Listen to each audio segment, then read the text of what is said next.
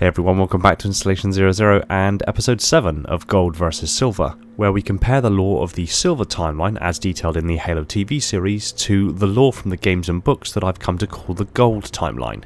And before we get started, it is worth remembering that this episode is centred around Kwan and her storyline being one of the main world-building storylines of the series. But since Kwan is utterly unknown to the Gold timeline, the comparisons between the Gold and Silver are a little light on the ground, to say the least, but there's still plenty that we can sink our teeth into.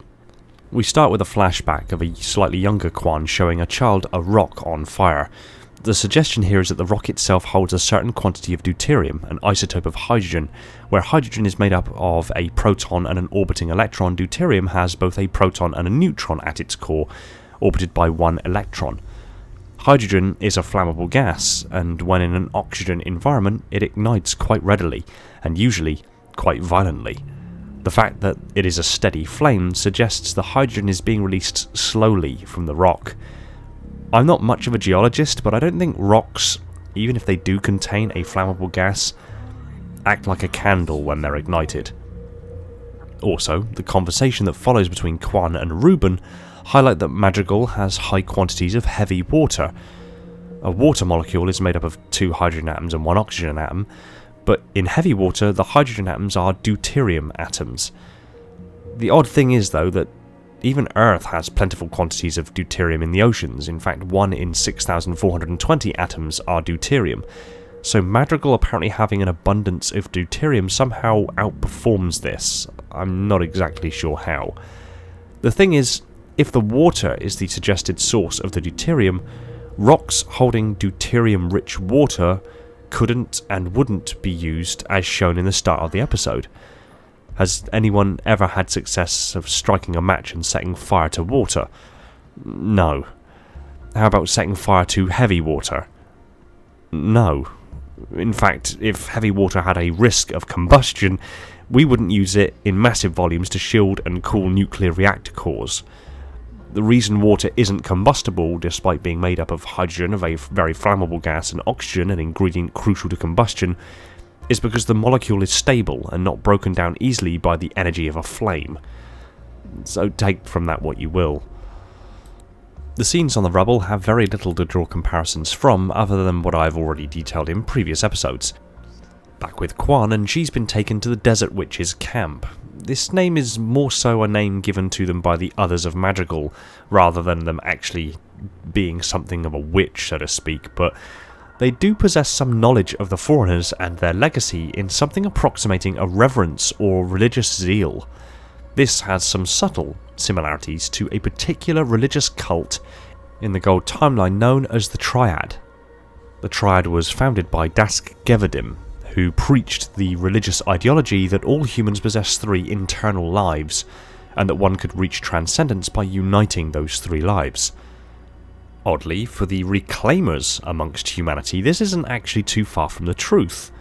With reclaimers often possessing their own consciousness, the gene song or gesh passed down to them from the genetic engineering of humans by the Forerunners, specifically the librarian, and often possess the composed and implanted essence of an ancient human, as was the case with Chakas, carrying the composed essence of the Lord of Admirals, for example.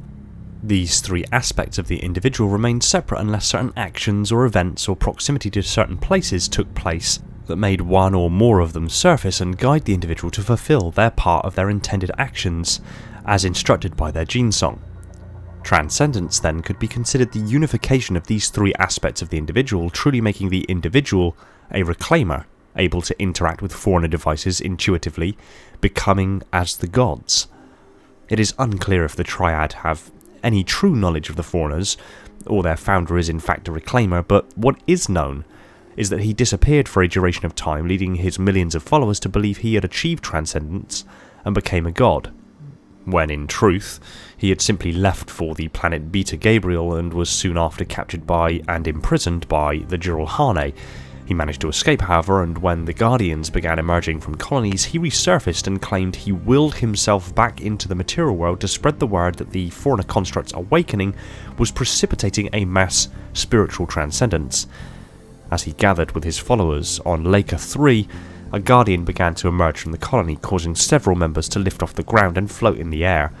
This was in fact due to gravitational anomalies caused by the massive Forerunner machine awakening, but must have been perceived by his followers as a moment of divinity.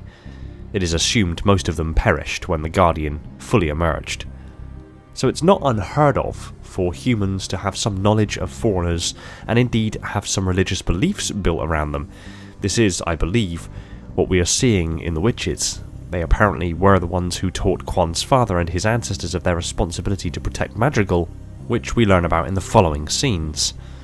We get a top-down view of the desert encampment showing Forerunner symbols cut into the top of the central tent. These symbols match the symbols from the Halo 3 Sandtrap carvings and Epitaph holographics, as well as the Halo Infinite carvings within many of the facilities on Zeta Halo.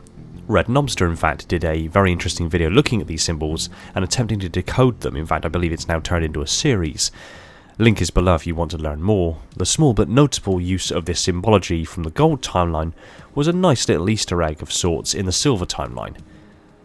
Again, we have this odd situation where there is a fire in the centre of the tent, and when the desert witch scoops a handful of the fire up and then overturns her hand into a bowl, water flows, again suggesting that the deuterium-rich water is flammable. It isn't. Then Kwan drinks the deuterium-rich water, likely with something else in it, pushing her into something approximating a psychoactive hallucination. The reason why I say there's probably something else in it is because the thing is, we can drink up to 8 tablespoons of heavy water with no ill effects.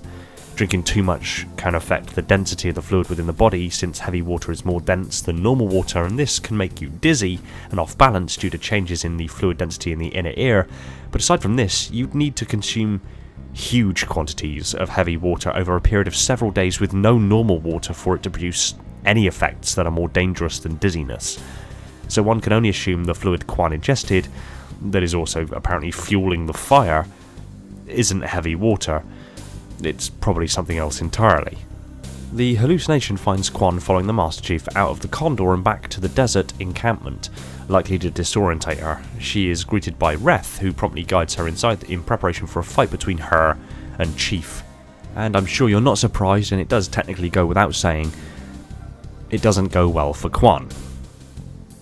But let's break down how she dies, because there is actually an analogue in the gold timeline. The first time, Chief throws her to the ground and punches her full force in the face. That would have literally destroyed her skull entirely. She'd basically have no head left. Second time, Chief lifts her up and punches her in the lower chest. That would have caved in her chest and destroyed her lungs, also likely rupturing her heart. Third time we don't actually see, but we can assume the strike was fatal. But the comparison between this and the gold timeline actually does hold up. It holds up in that the young John killed and seriously injured some ODSTs immediately following augmentations when he was only 14 years old. 14 years old he was augmented, as was all of the other Spartan 2s at the time. He entered a gymnasium wearing just his Spartan fatigues and was approached by 4 ODSTs, and a conflict broke out. It was interrupted, and the ODSTs and John were ordered into the boxing ring to quote-unquote sort things out. Once the fight broke out, John punched one ODST square in the face, caving in his skull. He struck another in the sternum, stopping the man's heart instantly. Another he kicked to the groin, which fractured his pelvis. And the last he caught in the neck with a weight bar, breaking the man's neck. And this all happened in a few seconds. This is a 14-year-old John, fresh after augmentation, not wearing any armour, just wearing his Spartan fatigues. And he killed 4 fully grown ODSTs in seconds. And then we have the fight with Chief and Kwan, where Chief is, by this time, in his mid-30s, early 40s, wearing his Mjolnir armour, fully augmented. Yeah, it was never going to end well for Kwan. The fight ends with Kwan collapsing to the ground in tears, realising that her rage, the thing she claimed was the only thing she had left, was of absolutely no use to her whatsoever. Although it wasn't really translated perfectly in the episodes to date, Kwan has effectively been going through the stages of grief. She watched her father, and everyone she has ever known get killed by an alien race. She watched her father get killed directly in front of her eyes.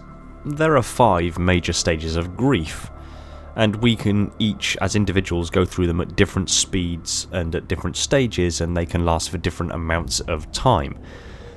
Initially, the first stage that most go into is denial, and it can be an avoidance of acknowledging what has happened, procrastination, forgetting or being easily distracted, and trying to keep yourself busy all of the time. And generally speaking, that's when the person is in shock. They can feel numb and confused, and effectively that was what Kwan was immediately following her father being killed and most of her time that she spent with the Master Chief. Since then, she's been almost perpetually in anger. She's been pessimistic, cynical, she's been irritable, aggressive, getting into arguments, she has resentment and rage, feeling out of control, frustration. All of these are pretty much markers of the second stage of grief being anger. What comes about as a consequence of her fight with the Master Chief, at least in this hallucination, is her fast-tracking the following 3 stages of grief like nobody's business. She starts off quite literally with bargaining, demanding from the Chief, what do you want? Even the fight itself is kind of a form of bargaining, because she's effectively trading off this fight, this conflict, as a way to try to bargain with the witches to give her the information that they told her father. Then she collapses to the ground. This is depression, the sadness and despair, the helplessness, the reduced energy, reduced motivation, crying, disappointment, being overwhelmed. This is depression. Depression sticks with her until she's had her conversation with her ethereal father, so to speak, and then she finally comes to acceptance. But we're getting a little ahead of ourselves here, and we're missing some comparisons, so let's scale this back a little bit and go back to her on the floor crying, realising that her rage is of no use. She finally accepts that her rage is no use, and the hallucination moves on, with the now unarmoured Chief leading her to a well, also carved with Forerunner symbols, and where an ancestor of hers is conversing with a monitor. In the Gold timeline, monitors were commonly given administrative roles within the Forerunner ecumene. Most prominently, monitors were tasked with servicing and maintaining the Halo installations and ensuring that the virulent flood stayed imprisoned and under active research. Beyond their most well-known function, monitors were assigned to a wide variety of tasks by the different Forerunner rates, ranging from robotic household servants to security, combat support, fleet coordination, and duties involved with the conservation measure. Monitors also oversee the maintenance and function of many other Forerunner facilities, including the line installations. In the Silver timeline, this monitor differs fundamentally in appearance to the conventional monitors of the Gold timeline, as well as the altered, more ancient design of the monitors from Zeta Halo, but is still instantly recognisable as a monitor. If the Halo that the UNSC find in the Silver timeline is Installation 04, then this monitor is a reimagining of the infamous 343 Guilty Spark, who himself has a long and fascinating history with humanity, the Forerunners, the Flood, and humanity's more advanced ancient ancestors. Follow the link in the description to learn more about 343 Guilty Spark in one of my lore and theory videos from a while back. The following scene shows Kwan's ancestors walking towards her through multiple incarnations. This is a visual manifestation of the gene song that is active within Kwan's bloodline. Kwan, seemingly being the preeminent individual of the gene song, being the one who will actually serve the gene song's intended purpose, and that her ancestors, her father included, simply existed to ensure Kwan came into being. It becomes clear through her hallucination that the deuterium on the planet powers the Forerunner machinery that exists under the planet's crust, seemingly beneath the well. There is some iconography in the witch's tent that suggests that it is something similar to an arc portal, but perhaps a smaller one specifically to access the Halo. It is heavily suggested her purpose is to protect Madrigal until it is safe from dangerous beings such as Vinsher and the Covenant, who would misuse the Halo, and that once it was safe, she'd be the one to activate the portal to the Halo for the Master Chief. Again, this is not unlike Chakas and Ryza, and their combined actions enabling Bornstellar Makes Eternal Lasting to awaken the Didact from its cryptum on Earth during the Forerunner Flood War. Riser's family, for example, over generations would navigate and mark out a path through a complex set of traps built around the site of the cryptum. In Kwan's case, generations of her family had protected Madrigal in waiting for the birth of Kwan and the arrival of the Master Chief. Next, we see the raid on the UNSC freighter by Soren and its crew. They are specifically looking for slipspace engine components. This has possible implications that point towards the Gold timeline. As detailed in the Cole Protocol, which took place on the rubble, the Exodus project was an insurrectionist plan to convert an asteroid of the rubble into a mobile habitat. Initially, Habitat Exodus was to be used as an emergency in-system retreat to ferry 1 million civilians into the Oort cloud on the edges of the 23 Libra system in the event of a Covenant return. The plan was later altered, calling for the habitat to be outfitted with Shaw Fujikawa translite engines, which would allow it to travel far away from UNSC or Covenant space. It is possible that Soren is looking to gain possession of these components for this exact purpose, but this does remain to be seen.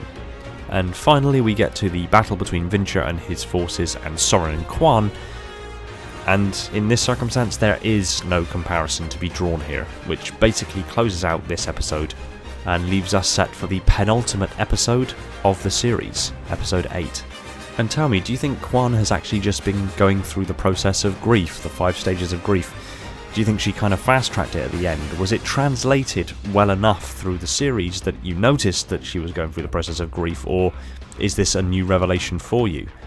And do you think the witches have knowledge of the Forerunners to the degree that they understand what Reclaimers are, and that they're playing their part, so to speak, to ensure that Kwan opens the portal for the Master Chief?